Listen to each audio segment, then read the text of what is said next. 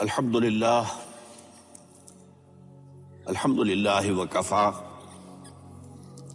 والصلاة والسلام علی عباده الذین اصطفی خصوصاً علی افضلہم وخاتم النبیین محمد الامین وعلی آلہ وصحبہ اجمعین. اما بعد فقد قال اللہ تبارک وتعالی كما ورد في سورة الانفال اعوذ باللہ من الشیطان الرجیم بسم اللہ الرحمن الرحیم واذکروا اذ انتم قلیل مستضعفون فی الارض تخافون ان یتخطفکم الناس فآواکم وأیدکم بنصرہ ورزقکم من الطیبات لعلکم تشکرون. وقال عز وجل حاکیا عن موسیٰ علیہ الصلاۃ والسلام كما ورد في سورة الأعراف قال عسى ربكم ان يهلك عدوكم ويستخلفكم في الأرض فينظر كيف تعملون. صدق اللہ العظیم. رب اشرح لي صدری ويسر لي امری واحلل عقدۃ من لسانی يفقهوا قولی. اللہم ربنا الہمنا رشدنا واعذنا من شرور انفسنا. اللہم ارنا الحق حقا وارزقنا اتباعه وارنا الباطل باطلا وارزقنا اجتنابه. اللہم وفقنا لما تحب وترضى وتقبل منا فإنك خیر المتقبلین. آمین یا رب العالمین. معزز حاضرین اور محترم خواتین، السلام علیکم ورحمۃ اللہ وبرکاتہ. ابھی عزیزم عاقب سعید صاحب نے بھی نظریہ پاکستان کی بات کی. یہ نظریہ پاکستان فی الواقع کوئی شے تھی بھی یا نہیں؟ کیا ایسے ہی اسے گھڑ لیا گیا ہے یا اس کی کوئی حقیقت ہے؟ اس پر جیسا کہ انہوں نے کہا ایک کنٹروورسی کافی طویل عرصے سے ہمارے ہاں پیدا کر دی گئی.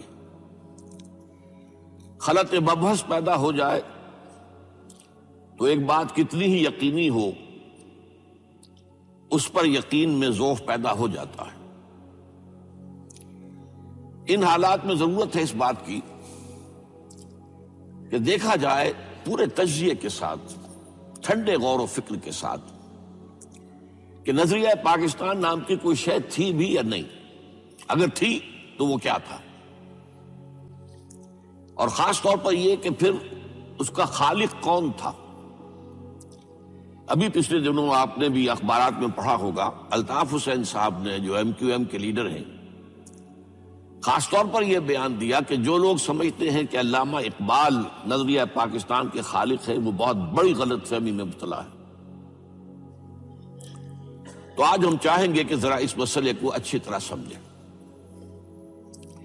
لیکن اس کے لیے ہمیں ذرا تھوڑا سا تاریخ کا جائزہ لینا ہوگا. خاص طور پر انگریزوں کے آنے کے بعد مسلم انڈیا کن مسائل سے دوچار ہو گیا تھا اس کا ایک اندازہ.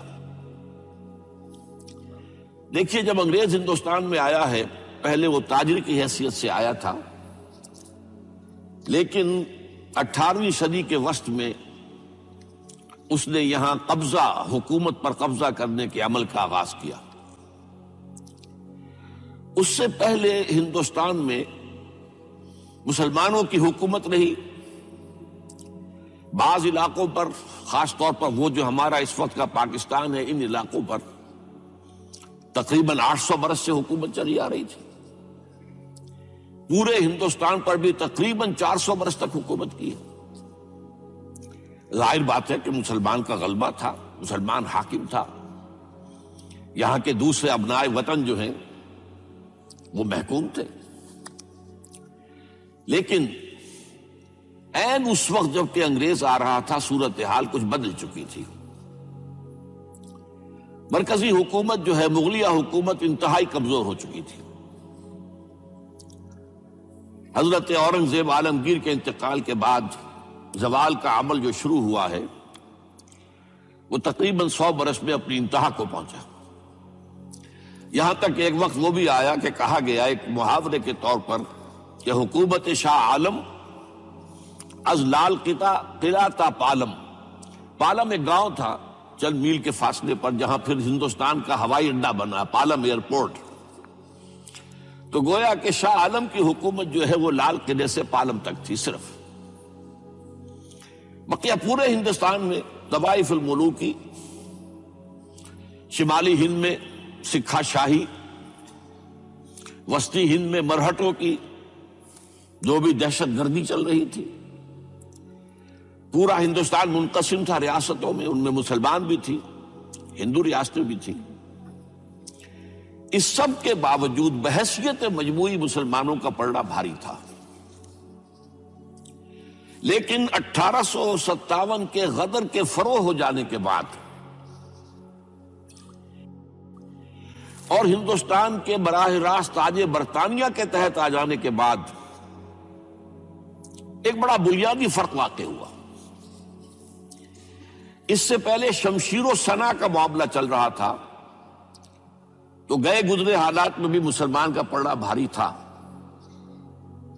اب جیسے کہ ایک وائسرائے کا قول مشہور ہے، will you be governed by sword اور بائی پین. تاج برطانیہ کے تحت حکومت شروع ہوئی قلم کے ذریعے سے، رول آف لا. اس کے نتیجے میں جو صورتحال پیدا ہوئی ہے، اب ظاہر بات ہے اس کے تحت تو اب تعداد کا معاملہ رہ گیا. اب تلوار تو اب نیام میں چلی گئی، اب سارا معاملہ تعداد کا تھا. تو ہندوؤں کی جو عددی اکثریت تھی اس کے اثرات ظاہر ہونے شروع ہو گئے اور مسلمانوں میں ایک خفیف سا خوف پیدا ہونا شروع ہوا کہ یہ جن پر ہم نے تقریباً 800 برس حکومت کی ہے اب یہ ہم سے انتقام لے گا. اس پر مستزاد ایک بڑا عجیب فینومینن ہے، اس پر میں چاہتا ہوں کہ آپ توجہ سے غور فرمائیں. انگریزی حکومت جب یہاں آئی ہے تو جو رد عمل تھا یہاں کے مسلمانوں اور ہندوؤں کا اس میں فرق تھا. پہلی بات تو یہ کہ ہندو پہلے بھی غلام تھا، اب بھی غلام ہو گیا. اس کے لیے معاملہ کو نیا نہیں تھا، چینج آف ماسٹرز. پہلے حاکم مسلمان تھے وہ محکوم تھا، اب حاکم انگریز ہو گیا وہ محکوم ہو گیا. لیکن اس کے لہذا اس کے لیے کوئی سائیکولوجیکل شوق نہیں تھا، کوئی بڑا صدمہ نہیں تھا، کوئی بہت رنج اور غم اور الم کی بات نہیں تھی. اس کے برعکس مسلمان ابھی تخت حکومت سے اتار کر زمین پر کھڑے کیے گئے تھے. انہیں تو اپنی جو سابقہ کیفیت ہے وہ ابھی یاد تھی. یہی وجہ ہے کہ مسلمانوں کے اندر بغاوت کے جراثیم موجود تھے. ابھی انگریز شروع ہی ہوا تھا، بنگال کی طرف سے آ رہا تھا، اس کی آمد جو ہے آگے بڑھ رہی تھی کہ عظیم تحریک شروع ہوئی، شہیدین کی تحریک. سید احمد بریلوی رحمت اللہ علیہ اور شاہ اسماعیل شہید رحمت اللہ علیہ، ان کا نقشہ یہ تھا کہ پہلے شمالی ہند کو سکھا شاہی سے نجات دلا لے، پھر وہاں سے، اور چونکہ ہنٹر لینڈ جو ہوگا وہ مسلمان و عالم اسلام کے ساتھ پھر مسلسل ہوگا، متصل ہوگا، تو ادھر سے آ کر پھر ہندوستان کو اثر نو ہندوؤں کے غلبے سے بھی اور انگریزوں کے غلبے سے بھی نجات دلائی جائے اور اس کا جو سٹیٹس دارالاسلام کا چلا آ رہا تھا اسے دوبارہ قائم کیا جائے. اگرچہ یہ تحریک 1831 میں شہادت گئے بالا کوٹ میں ختم ہو گئی بہت بظاہر، لیکن اس کے باقیات و صالحات، اس کے اثرات بہت عرصے تک، تقریباً 1 صدی تک چلتے رہے. چنانچہ بے شمار علماء نے پھانسیاں جو ہیں ان کی سزائیں پائی. مولانا جعفر تھانیسری جیسے لوگ، بے شمار لوگ پھانسی دیے گئے، یا یہ ہے کہ کالا پانی بھیجے گئے. انہوں نے ساری سزائیں جو ہیں قید و بند کی برداشت کی. اس کے علاوہ ہندوستان کے شمال مغرب میں ابھی تک وہ جہادی اثرات جو ہیں، ہم تحریک مجاہدین کے باقیات و صالحات، انہوں نے عرصے تک انگریزوں کا ناک میں دم کیے رکھا. ساتھ ہی آپ کے علم میں یہ بھی ہوگا شاید بہت سے لوگ بھول چکے ہوں گے ان واقعات کو. ہندوستان میں جو سب سے آخر میں صوبہ فتح ہوا ہے انگریز کے ہاتھوں پر وہ سندھ تھا.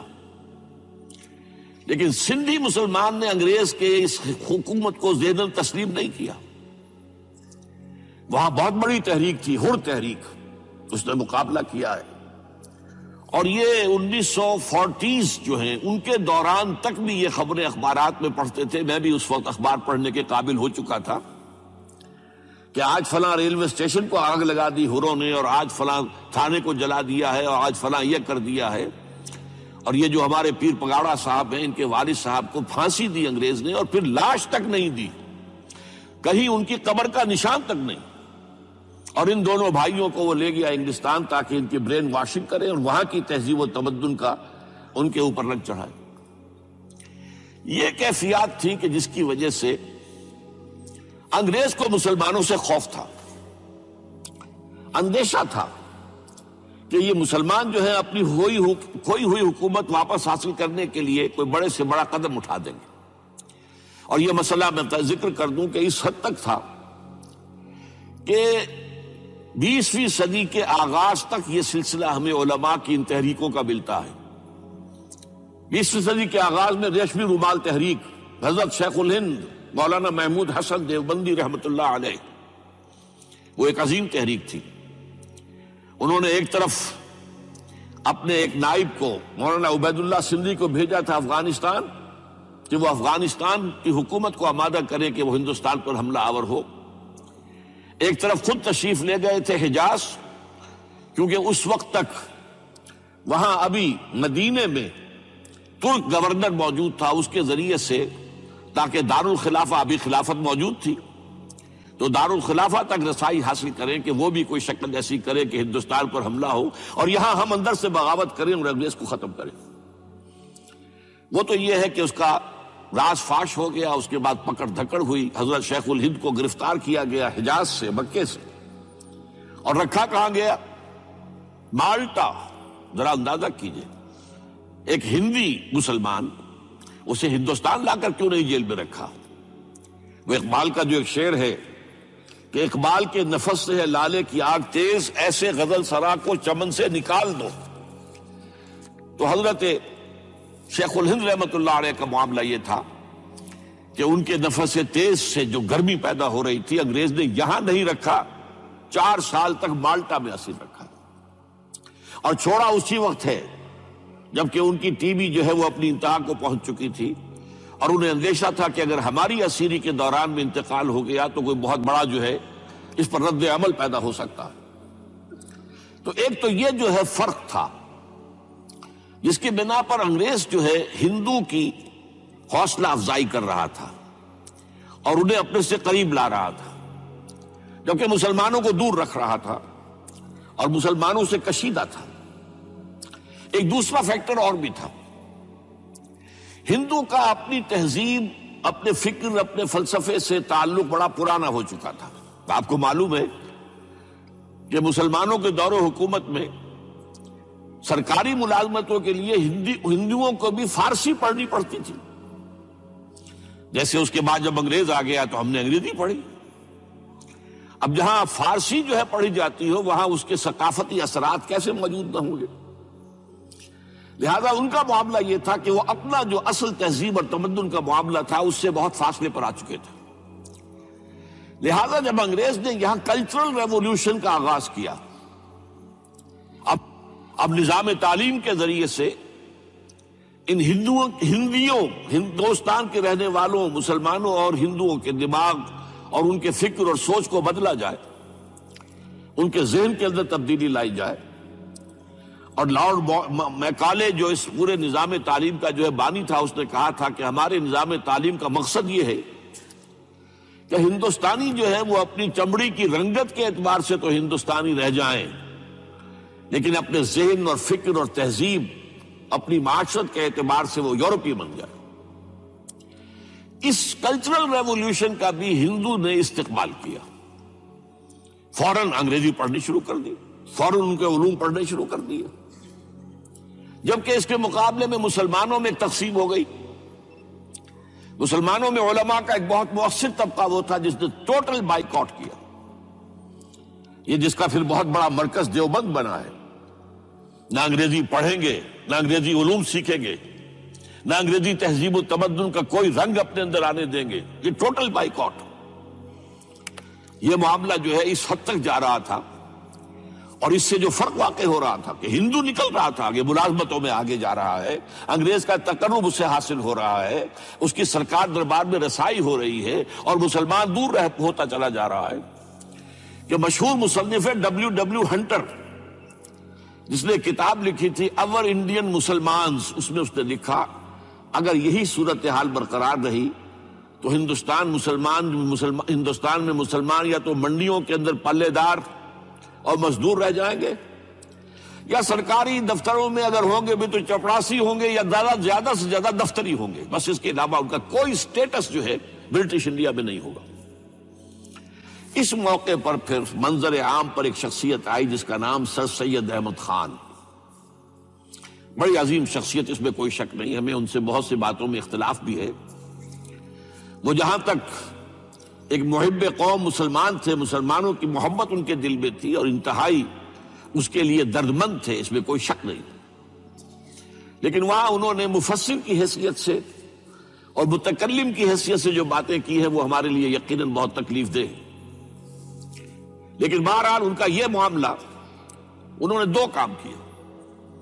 ایک بڑی عظیم کتاب لکھی اسباب بغاوت ہند، جس میں انگریزوں کو بتایا کہ یہاں بغاوت کس طرح ہوئی ہے اور اس کے اسباب اصل میں کیا تھے، اور ساتھ ہی مسلمانوں کی طرف سے اطمینان دلانے کی کوشش کی کہ مسلمانوں کو تم باغی مت سمجھو، یہ بھی پرامن شہریوں کی حیثیت سے زندگی گزار سکتے ہیں.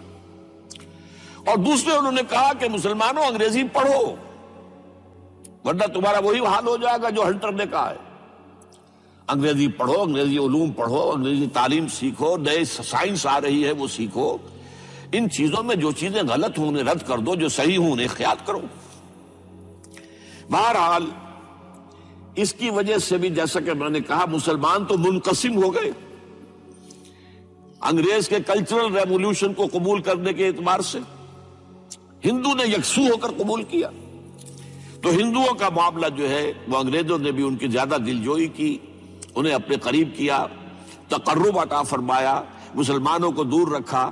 اس اعتبار سے اب یہاں ہندوؤں کی طاقت کا پلڑا بھاری ہونا شروع ہو گیا، اور مسلمانوں میں خوف پیدا ہوا کہ یہ ہندو جو ہے اگر اس سے اسی طریقہ آگے بڑھتے چلے گئے تو یہ ہم سے اپنی 800 سالہ غلامی کا انتقام لیں. اس احساس کو میں چاہتا ہوں کہ آپ نوٹ کر لیں. اب اس موقع پر آئیے، ہندوستان میں دو عظیم سیاسی جماعتیں وجود میں آئیں. ایک انڈین نیشنل کانگریس، ایک آل انڈیا مسلم لیگ.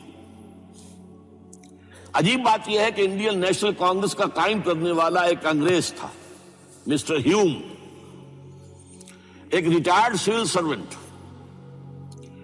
اس کے کانوں میں کچھ ایسی خبریں پہنچی کہ بنگال میں کچھ نوجوان جو ہندو ہیں، خاص طور پر زیادہ ان میں کچھ مسلمان بھی ہیں، نوجوان ہیں ہندوستانی، وہ ایک انڈر گراؤنڈ موومنٹ شروع کرنے والے ہیں جس میں دہشت گردی ہوگی، قتل و غارت ہوگا، انگریزوں کو یہاں سے نکالنے کے لیے وہ طریقے اختیار کیے جائیں.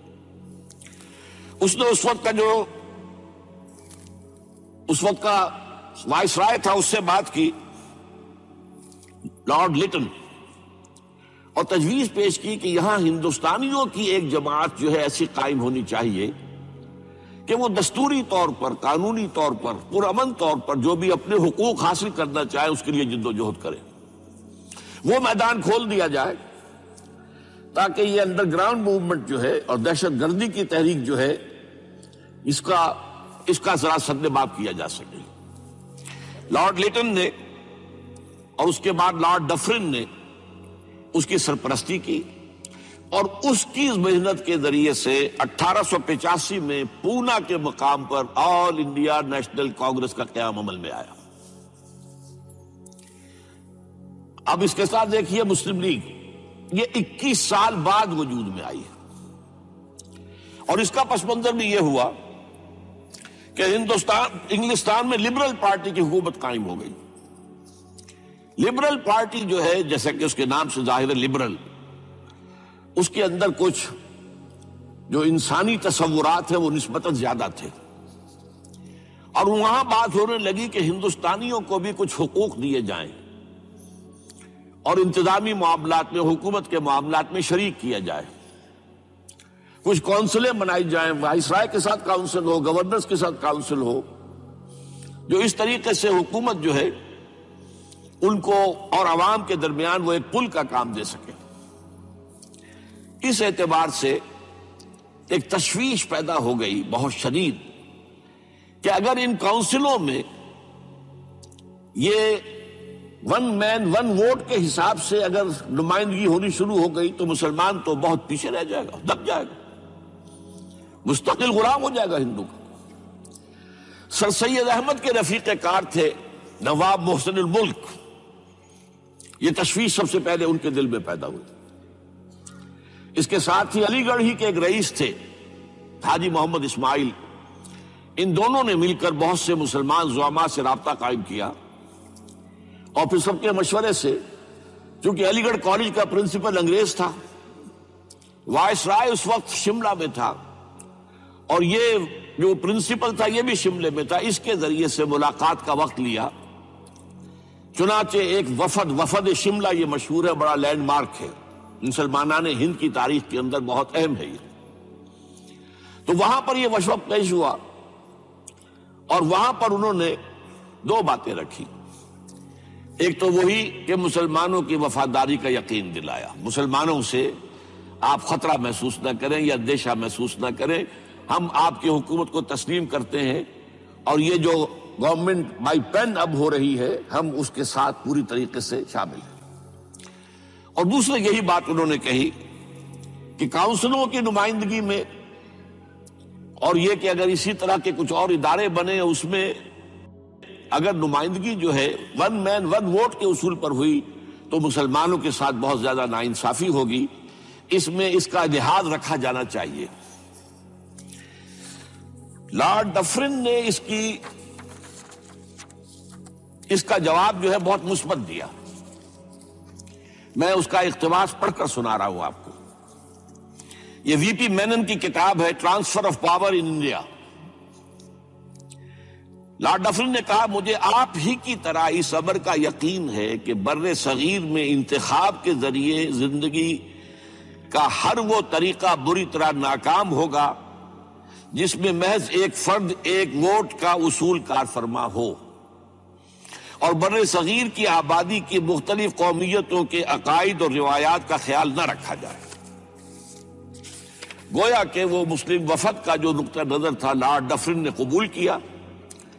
اسی سے حوصلہ پا کر پھر ان حضرات نے، محسن الملک، وقار الملک، سر آغا خان اور بڑی بڑی شخصیتوں نے، پھر مسلم لیگ جو ہے دسمبر 1906 میں ڈھاکے میں نواب سلیم اللہ خان ان کی محل نما کوٹھی میں یہ اجلاس ہوا، اور اس کے صدر مقرر ہوئے سر آغا خان، اور دو سیکریٹری جو تھے وہ سر سید کے دونوں ساتھی، نواب محسن الملک، نواب وقار الملک.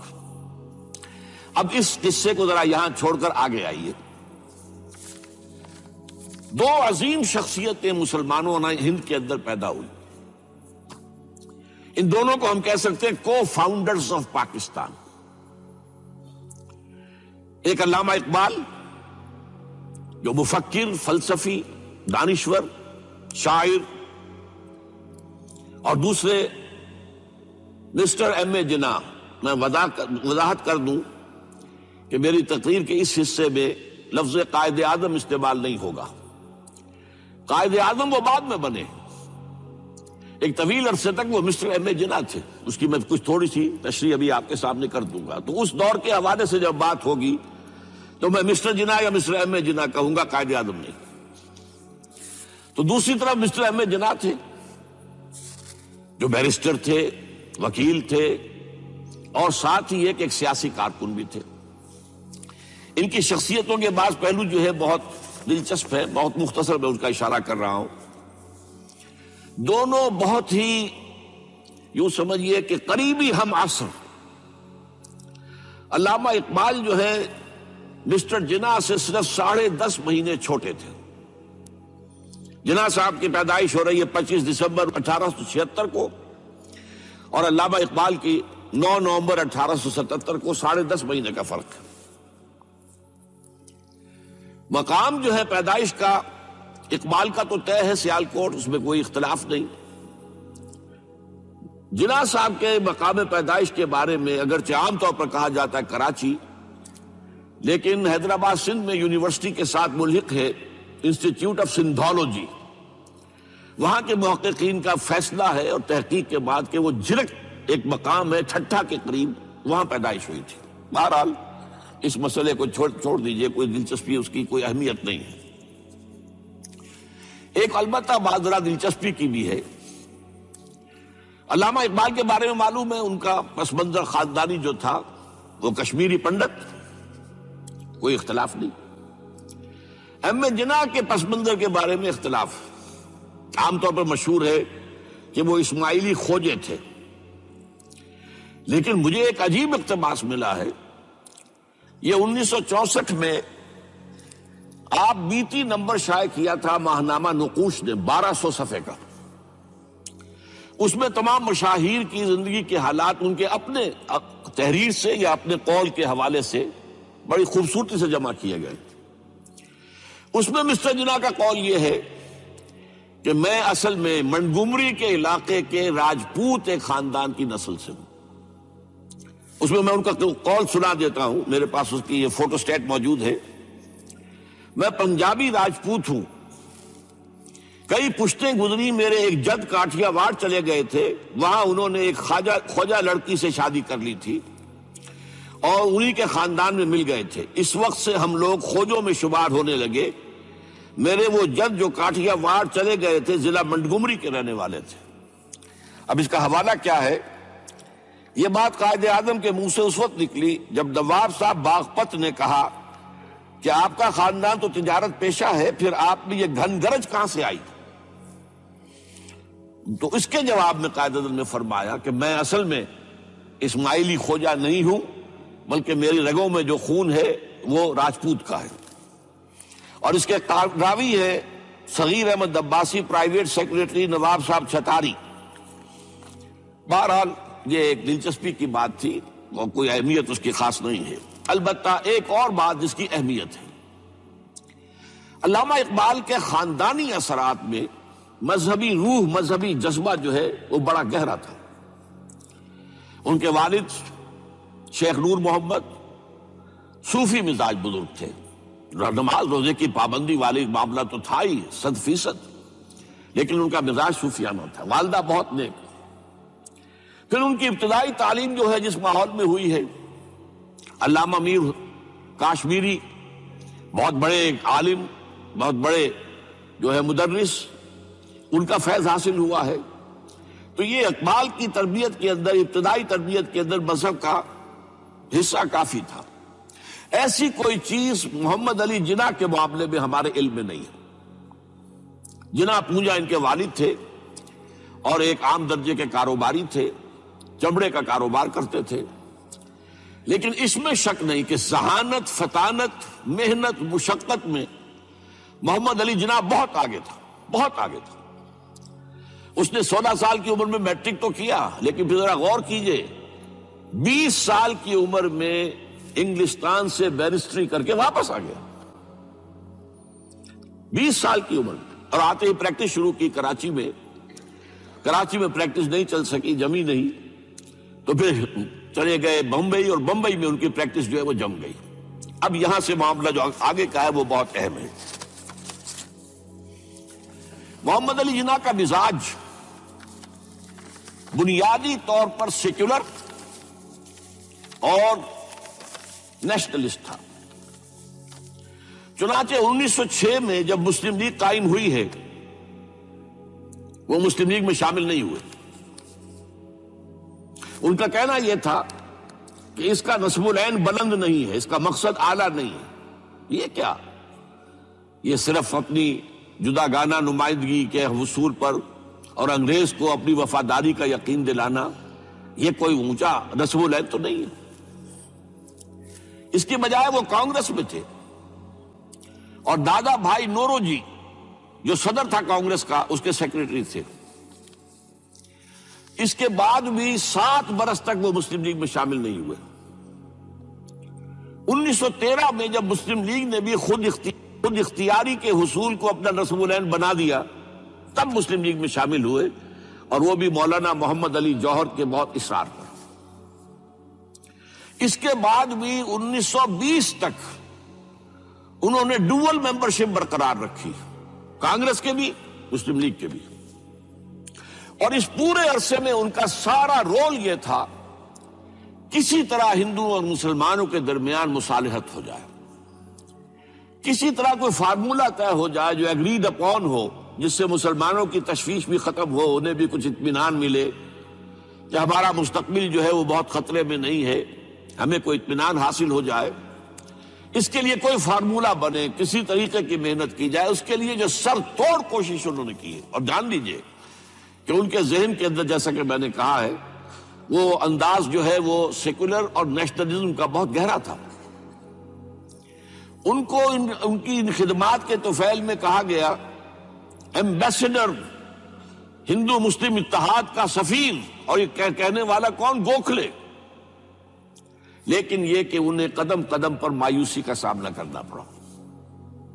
انہوں نے بڑی محنت کر کے، چونکہ 1920 تک ان کے پاس ڈوول ممبرشپ تھی، تو کوشش کی کہ کانگریس کا اور مسلم لیگ کا اجلاس ایک ہی مقام پر ہو، تاکہ لیڈروں کا آپس میں میل جول، گفتگو، وہاں پہ ان کے بھی سارے لیڈر آئے ہوئے ہوں، ادھر کے بھی آئے ہوئے ہوں، تو اس سے یہ کہ گفت و شنید سے کوئی راستہ نکل آئے۔ چنانچہ 1915 میں بمبئی میں اجلاس ہوا، اور 1916 میں لکھنؤ میں، اور لکھنؤ میں پہلی مرتبہ ہندوؤں نے کچھ مسلمانوں کے اس مطالبے کو تسلیم کیا کہ انتخابات جو ہیں جداگانہ اصول پر ہوں گے، مسلمانوں کو ان کی جو تعداد ہے آبادی کی اس کی نسبت سے سیٹیں ملیں گی۔ یہ جناح کی بہت بڑی کامیابی تھی۔ لیکن اس کے پس منظر میں نوٹ کیجئے ایک اور چیز تھی بڑی اہم۔ سن 1918-19 سے ایک عظیم تحریک ہندوستان میں شروع ہو چکی تھی، تحریک خلافت، کیونکہ خلافت عثمانیہ کو ختم کرنے کے لیے بڑی سازشیں چل رہی تھی۔ یہودی سرگرم تھے، اور برطانیہ کے ذریعے سے وہ چاہتے تھے کہ اس کو جو ہے وہ ختم کیا جائے، خلافت کو۔ اس وقت ہندو مسلمان ایک ہو گئے تھے۔ گاندھی خلافت کی تحریک میں شریک ہوا، حالانکہ کہاں گاندھی کہاں خلافت، کیا ان میں رشتہ کیا ہے، لیکن اسے اندازہ ہو گیا تھا کہ اگر ہم نے مسلمانوں کا ساتھ اس وقت نہیں دیا، جبکہ پورا ہندوستان گونج رہا تھا، بولی اماں محمد علی کی جان بیٹا خلافت پہ دے دو، ساتھ ہیں تیرے شوکت علی بھی جان بیٹا خلافت پہ دے دو، پورا ہندوستان، ایک عظیم تحریک تھی، اس میں کوئی شک نہیں، بہت بڑی تحریک۔ لہذا اس پس منظر میں اسی کا اثر میں سمجھتا ہوں یہ ہوا کہ لکھنؤ پیکٹ ہوا 1916 میں، اور قائد اعظم کو اس میں کچھ سہولت جو ہے وہ نظر آ گئی، اپنی کامیابی کی شکل نظر آئی۔ لیکن جیسے ہی تحریک خلافت ختم ہوئی، ختم تو اس لیے ہو گئی کہ مصطفیٰ کمال پاشا نے خود ختم کر دی خلافت۔ وہ تو جیسا کہ پھر علامہ اقبال نے بھی کہا تھا، چاک کر دی ترک نادا نے خلافت کی قبا، سادگی اپنوں کی دیکھ اوروں کی عیاری بھی دیکھ۔ بہرحال خلافت ختم ہو گئی تو وہ سارا جوش خروش وہ سارا ختم ہو گیا۔ اس لحاظ سے یہ ہے کہ صورتحال تبدیل ہو گئی، اور اب ہندوؤں کے اندر دوبارہ وہ اپنی جو عصبیت اور مسلمانوں کے خلاف ان کے اندر جو جذبات تھے وہ اوپر ابھر کر آئے۔ چنانچہ 1928 میں نہرو رپورٹ شائع ہوئی ہے، جس نے کہ اس معاملے کے اندر ساری امیدیں جو مسلمانوں کو ہو سکتی تھی ہندوؤں سے، ان سب کا قلع کما کر دیا، اور معلوم ہوا کہ ہندو کسی درجے میں بھی مسلمانوں کو کوئی حیثیت دینے کو تیار نہیں۔ یہ نہرو رپورٹ جو ہے یہ بہت ہی سمجھیے کہ ٹرننگ پوائنٹ ہے۔ اس کے بعد جناح صاحب نے کوشش اور کی، تجاویز دہلی، کچھ اور خاکہ دیا کہ کم سے کم یہ مان لو، وہ بھی رد کر دی گئی۔ پھر 14 نکات دیے، وہ بھی رد کر دیے گئے۔ اس کا نتیجہ یہ نکلا کہ انتہائی مایوس، دل گرفتہ، دل شکستہ ہو کر محمد علی جناح نے ہندوستان کو خیر بات کہہ دیا۔ یہ نوٹ کیجئے، ان کی زندگی کا ایک دور یہاں ختم ہوتا ہے۔ 1931 میں وہ انگلستان منتقل ہوئے، ایک کوٹھی خریدی، اپنی لیگل پریکٹس شروع کر دی اور ہندوستان کی سیاست سے بالکل کنارہ کشی کر لی۔ اب آئیے ذرا دوسری طرف، دوسری شخصیت جو ابھری وہ کون؟ علامہ اقبال۔ میں عرض کر چکا ہوں کہ ان کی ابتدائی تعلیم میں اور خاندانی پس منظر کے اندر مذہبی اثرات بڑے گہرے تھے۔ بہرحال انہوں نے ایم اے کیا ہے غالباً 1897 میں، اور اس وقت کا کچھ اقبال جو ہے، اس وقت سے لے کر 1905 تک کا اقبال، ایک طرف تو اس میں بھی نیشنلزم تھا، ہندی نیشنلزم، یہ نوٹ کر لیجئے۔ چنانچہ اسی دور کا اس کا ترانہ ہے، سارے جہاں سے اچھا ہندوستان ہمارا۔ آج بھی جو ہندوستان کا ریڈیو ہے اور ہندوستان میں حکومت کے زیر اہتمام اس ترانے کی جو ہے وہ بڑی سرپرستی ہوتی ہے، بہت اس کو جو ہے نشر کیا جاتا ہے، سارے جہاں سے اچھا ہندوستان ہمارا، ہم بلبلیں ہیں اس کی، وہ گلستاں ہمارا۔ بلکہ اس زمانے میں ایک ایسا شعر بھی انہوں نے کہا ہے جس کی کہ پھر شدید ترین نفی بعد میں ان کے اشعار سے ہوئی ہے۔ انہوں نے ایک نیا شوالہ کے نام سے جو نظم لکھی کہ سچ کہہ دوں اے برہمن گر تو برا نہ مانے، تیرے صنم قدوں کے بت ہو گئے پرانے۔ اسی میں ایک شعر ہے کہ پتھر کی مورتوں میں سمجھا ہے تو خدا ہے، خاک وطن کا مجھ کو ہر ذرہ دیوتا ہے، خاک وطن کا مجھ کو ہر ذرہ دیوتا ہے۔ اس درجے گہرا انڈین نیشنلزم اقبال کے اندر بھی موجود تھا۔ لیکن جب اقبال انگلستان گئے ہیں، یہ 28 برس کی عمر میں انگلستان گئے ہیں سن 1905 میں، اور 3 سال وہاں رہے انگلستان اور جرمنی، اور بیرسٹری بھی کی، اور چونکہ فلسفی تھے پی ایچ ڈی بھی کر کے آئے۔ اس عرصے میں معلوم ہوتا ہے کہ اقبال کی قلب ماہیت ہو گئی۔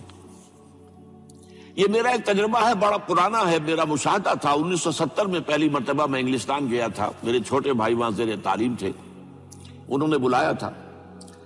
وہاں میں نے دیکھا کہ یونیورسٹیوں میں پڑھنے والے ایک ایک P H D, 2 P H D کرتے ہوئے لوگ بیٹھتے ہیں، جمعے کے روز قرآن پڑھتے ہیں، درس قرآن ہوتا ہے، اور وہ ایک دوسرے سے قرآن پڑھ کے سنتے بھی ہیں تاکہ جو تجوید کی غلطیاں ہوں ان کی تصحیح ہو سکے۔ اور میں نے سوچا کہ پاکستان میں اس سطح کے لوگ جو ہیں کبھی اس قسم کی مصروفیت میں مبتلا مجھے تو نظر نہیں آئے۔ جب اقبال انگلستان گئے ہیں، یہ 28 برس کی عمر میں انگلستان گئے ہیں سن 1905 میں، اور 3 سال وہاں رہے انگلستان اور جرمنی، اور بیرسٹری بھی کی، اور چونکہ فلسفی تھے پی ایچ ڈی بھی کر کے آئے۔ اس عرصے میں معلوم ہوتا ہے کہ اقبال کی قلب ماہیت ہو گئی۔ یہ میرا ایک تجربہ ہے، بڑا پرانا ہے، میرا مشاہدہ تھا۔ 1970 میں پہلی مرتبہ میں انگلستان گیا تھا، میرے چھوٹے بھائی وہاں زیر تعلیم تھے، انہوں نے بلایا تھا۔ وہاں میں نے دیکھا کہ یونیورسٹیوں میں پڑھنے والے ایک ایک P H D, 2 P H D کرتے ہوئے لوگ بیٹھتے ہیں، جمعے کے روز قرآن پڑھتے ہیں، درس قرآن ہوتا ہے، اور وہ ایک دوسرے سے قرآن پڑھ کے سنتے بھی ہیں تاکہ جو تجوید کی غلطیاں ہوں ان کی تصحیح ہو سکے۔ اور میں نے سوچا کہ پاکستان میں اس سطح کے لوگ جو ہیں کبھی اس قسم کی مصروفیت میں مبتلا مجھے تو نظر نہیں آئے۔ تو اس کا مجھے ایک اصل میں تجزیہ میرا یہ تھا کہ جن لوگوں کی بنیادی تربیت میں اور خاندانی اثرات میں مذہب کا ایلیمنٹ موجود ہوتا ہے، چاہے وہ ہندوستان میں رہتے ہوئے وہ زیادہ ظاہر نہ ہو، نمایاں نہ ہو، اس کے آثار سامنے نہ آئے، لیکن جب وہ ایک مخالف ماحول میں پہنچتے ہیں، اس مخالف ماحول میں ان کے اندر کا وہ چنگاری ان کی جو ہے وہ شعلہ بن کر بھڑکتی ہے۔ چنانچہ یہ معاملہ میں نے پھر بعد میں امریکہ میں بھی دیکھا، ہر جگہ دیکھا ہے کہ وہاں 2 نتیجے ہوتے ہیں، یا تو یہ کہ ایک آدمی ڈاؤن دی ڈرین گیا، تو وہاں کی تہذیب میں رگا گیا شراب اور یہ اور وہ اور رقص اور سب یہ ساری چیزیں آ گئی، اور یا پھر جو بچ گیا جس کے اندر دین کا کوئی حمیت کا شائبہ تھا، وہ پھر بھڑکتا ہے، پھر وہ ایکٹیوسٹ ہوتے ہیں، وہ کام کرتے ہیں۔ لہذا یہ معاملہ جو ہے علامہ اقبال کے ساتھ پیش آیا، اور خود انہوں نے کہا بھی ہے مسلمان کو مسلمان کر دیا طوفان مغرب نے۔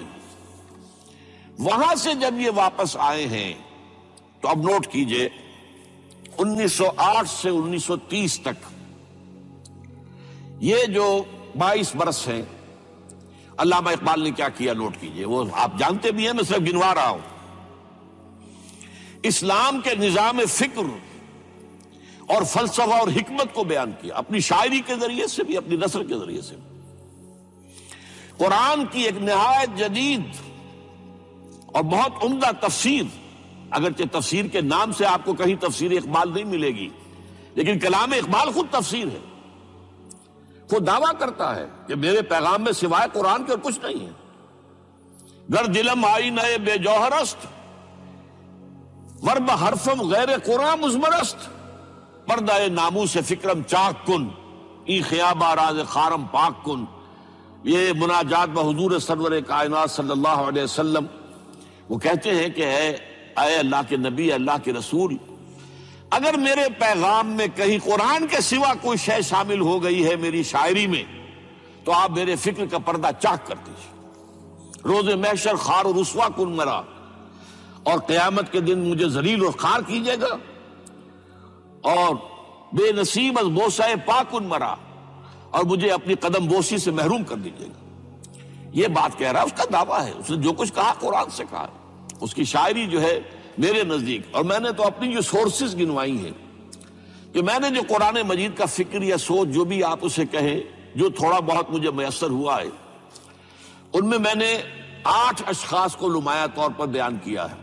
4 یہ ہیں 2 کے جوڑے، 2 ابوین ہیں، ابو الکلام ابو العلا مودودی، ابو الکلام آزاد۔ 2 دخترین ہیں، ڈاکٹر اقبال، ڈاکٹر رفیع الدین۔ 2 شیخین ہیں، شیخ الہند مولانا محمود حسن، جن کا ترجمہ ہے قرآن مجید کا، اور اس پر حواشی ہے شیخ الاسلام شبیر احمد عثمانی کی۔ 2 ہی عین مولانا فراہی اور مولانا اصلاحی، جنہوں نے قرآن مجید کے مضامین کے اندر جو اندرونی نظم ہے اسے واضح کیا۔ علامہ اقبال میری ایک بہت بڑی سورس ہے، بلکہ سب سے زیادہ گہرا اثر مجھ پر جو ہے بچپن سے جو ہوا ہے وہ تو علامہ اقبال کا ہے۔ 5ویں جماعت کا طالب علم تھا جب ان کا یہ شعر میرے ذہن میں کہیں چپک کر رہ گیا ہے، جواب شکوہ کا، وہ زمانے میں معزز تھے مسلمان ہو کر اور تم خوار ہوئے تارک قرآن ہو کر۔ پھر علامہ اقبال نے مغربی فکر پر شدید تنقید کی، بہت بڑا ناقد، اور خاص طور پر مغربی تہذیب جو ہے اس کی نفی کی۔ یہ سارا کام کیا، اور اس سب سے بڑھ کر وہ تجدید ملت اسلامی کا علمبردار برکت صاحب نے آیا۔ اس نے خوشخبری دی کہ دنیا میں اسلام کے غلبے کا دور آنے والا ہے۔ ملت اسلامیہ جو اس وقت دبی ہوئی ہے، پسی ہوئی ہے، پوری دنیا میں پامال ہے۔ آپ کو معلوم ہے کہ پہلی جنگ عظیم کے بعد کیا صورت ہو گئی تھی؟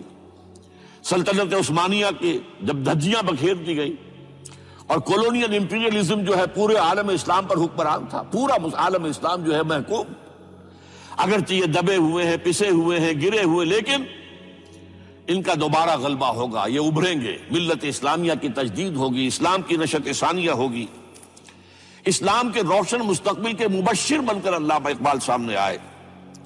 اور ایک اور جو بہت بڑا کام کیا وہ وہی وطنی قومیت کی شدید نفی، بلکہ شدید کا لفظ بھی کافی نہیں ہے، شدید ترین نفی کی ہے۔ اس لیے کہ اس وقت وطنی قومیت جو ہے اس وقت مسلمانوں کو اپنے اندر انگلف کرنے کے لیے پوری قوت کے ساتھ زور لگا رہی تھی۔ میں نے علامہ اقبال کے حوالے سے جو باتیں کی ہیں کہ احیاء فکر اسلامی اور تجدید ملت اسلامی، اس کے ساتھ ساتھ ہندوؤں میں کیا ہو رہا تھا اس دور میں، ان کے ہاں بھی ان کی مذہبی تجدید کا عمل بڑی شدت کے ساتھ شروع ہوا۔ اس میں بھی چند ناموں کا میں تذکرہ کرنا چاہوں گا۔ بنکم چٹرجی، اس نے بندے ماترم کا یہ جو ترانہ ہے آج بھی بھارت کے اندر مجبور کیا جا رہا ہے مسلمانوں کو بھی کہ وہ بھی اسکولوں کے اندر یہ ترانہ پڑھیں، اور ابھی مسلمان رجسٹ کر رہے ہیں۔ اس میں وہ زمین کی بندگی، بھارت ماتا ہم تیرے بندے ہیں، اور یہ جو ہے ہندو رینائسنس کا ایک بہت بڑا جو ہے یوں سمجھیے کہ علم بردار۔ پھر دوسری شخصیت سامنے آئی، راجہ رام موہن یہ شخص بہت بڑا فاضل، بڑا عالم، 10 کے قریب زبانیں جو ہے ان کا ماہر، جس میں یورپینز بھی اور ایسٹرن بھی۔ پھر یہ کہ یہ مسلمانوں کا ہمدرد بن کر آیا۔ انگریز نے جب یہاں پر ان کے پادریوں نے تثلیث کی تلقین شروع کی ہے تو آئینہ توحید کے نام سے اس نے کتابچہ لکھا اس کی نفی کے لیے۔ اس حوالے سے یہ کچھ ایسی شخصیت بننے کی کوشش کر رہا تھا کہ مسلمان بھی اس کو قبول کرے، اور اس کے بعد پھر اس نے برہمو سماج کے نام سے ایک ادارہ قائم کیا۔ یہ وہی تھا کہ جو اس سے پہلے اکبر نے جو فلسفہ دیا تھا دین الہی، بھئی اللہ کا معاملہ کرو، صرف اللہ کو سب مانتے ہیں، صرف نام ہے مختلف ہے، کسی نے کوئی نام رکھ دیا، کوئی مہادیو کہتا ہے، کوئی کچھ کہتا ہے، کوئی گاڈ کہتا ہے، سب خدا کو تو سب مانتے ہیں۔ یہ جو رسالت کا معاملہ ہے اور شریعت کا معاملہ ہے، یہ فساد کی جڑ ہے۔ رسالت کی بنیاد پر شریعتیں مختلف، عبادتیں مختلف، ذرا اس کو پیچھے ڈالو۔ تو دین اکبری یا دین الہی اس کا نام تھا۔ اس کے اندر بھی در حقیقت کوشش یہ تھی کہ تمام مذاہب کو ایک ہاون دستے میں ڈال کے اور اس کو کوٹ کے اور چھان پیس کے ایک صفوف بنا کر ایک کامن مذہب ہندوستان کا وجود میں لایا جائے۔ بہرحال اس وقت اللہ تعالیٰ نے کھڑا کیا ہے حضرت مجدد الفسانی رحمۃ اللہ علیہ کو، کہ جنہوں نے اس فتنے کی سرکوبی کی ہے۔ اس نے بھی مجلس ازدی کے نام سے ایسا ہی ادارہ شروع کیا، اور یہ گویا کہ ٹھنڈی چھری کے مانند، اس لیے کہ اسلام کا دار و مدار تو رسالت پر ہے۔ بقول اقبال، بمصطفیٰ برسا خویش را کے دی ہمہ اوست، اگر باؤ نہ رسیدی تمام بول حبیست۔ اسلام کا تو سارا معاملہ، دین جو ہے اس کا سارا جو مدار، دار و مدار ہے، وہ رسالت پر ہے، نبوت پر ہے، اسی پر شریعت کا سارا دار و مدار ہے۔ رسالت سے کاٹ دیجئے، حدیث سے کاٹ دیجئے، سنت سے کاٹ دیجئے، تو پھر قرآن کو پھر موم کی ناک بنا کر جو چاہیں آپ تعبیر کر لیں، جو چاہیں تشریح کر لیں، جدھر چاہیں اسے موم کی ناک کی طرح بوڑ کر لے جائیں۔ بہرحال اس معاملے میں بھی پھر ایک تیسری تحریک جو شروع ہوئی وہ بہت ملیٹنٹ تھی، آریہ سماج، دیانند سرسوتی نے، یہ ملیٹنٹ تھی اور بڑی اس کی جو ہے پذیرائی ہوئی ہندو معاشرے میں۔ انہوں نے کھل کر یہ کہا کہ ہندوستان صرف ہندوؤں کا ملک ہے، یہاں مسلمانوں کے لیے کوئی جگہ نہیں، لہذا یا ہندو ہو جائیں مسلمان اور یا پھر یہاں سے ہجرت کر جائیں۔ کھل کر آریہ سماج، اسی کے تحت پھر مہاسبھا بنی، اسی کے تحت آر ایس ایس، انتہائی ملیٹنٹ آرگنائزیشن جو ہے ہندوؤں کی، یہ سب جو ہے دیانند سرسوتی کا۔ یہ اسی طریقے سے پھر شدھی کی تحریک شروع ہو چکی تھی، ریکلیم کرو مسلمانوں کو، یہ ہم ہی میں سے تھے، ان کے آباء و اجداد کہیں جو ہے مسلمان ہو گئے، انہیں واپس لو۔ چنانچہ راجستھان کے علاقے میں جہاں بڑی جہالت تھی، مسلمانوں میں علم نہیں تھا، بس کہیں بزرگوں کے کسی زیر اثر فیض سے، کسی صوفی کے، وہ اسلام تو لے آئے لیکن تربیت کا کوئی انتظام ہوا ہی نہیں، مسلمان حکومتوں نے کیا ہی نہیں، کچھ بھی نہیں کیا۔ تو نتیجہ یہ نکلا کہ بڑے پیمانے پر شدھی کی تحریک ہو رہی تھی۔ میوات کے علاقے میں بڑی تیزی کے ساتھ مسلمان جو میو تھے وہ ہندو ہو رہے تھے۔